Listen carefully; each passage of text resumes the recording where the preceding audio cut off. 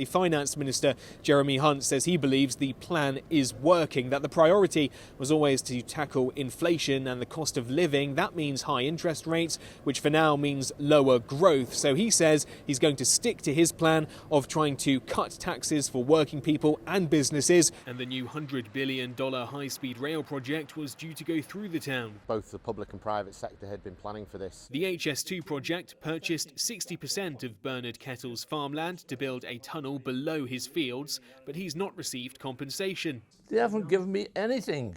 They're supposed to compensate me for the damage they've done to the fields. They're supposed to reinstate the fields, but nobody's been near. Industry insiders say all of this chopping and changing of plans is damaging investor confidence in the UK government's ability to deliver long-term, large-scale infrastructure projects. Seemingly the economic situation hasn't improved as much as it might have by autumn, so the Conservatives are struggling. That free trade deal that eluded Rishi Sunak and Boris Johnson in their premierships, Labour says it still wants to keep trying for a free trade deal with India. For over 2 years, Just Stop Oil has been a household name in the UK for their slow march protests and for spraying orange paint on symbolic sites. It was founded to achieve what the new government has now made law.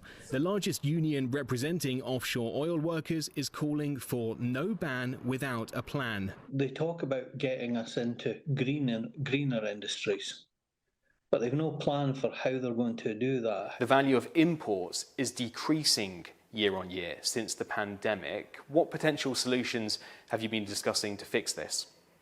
In fact, that was our biggest concern. With the UK joining the CPTPP free trade agreement, Penderyn will be one of the businesses set to enjoy lower tariffs. Alcohol doesn't always cross boundaries very easily because there are always taxes, alcohol duties and all the rest of it that you have to consider. But the benefits are predicted to be limited, adding at most 0.08% to GDP per year, partly because the UK's main trade partners are the US and European Union, and because it already has one-on-one trade deals with most of the CPTPP countries.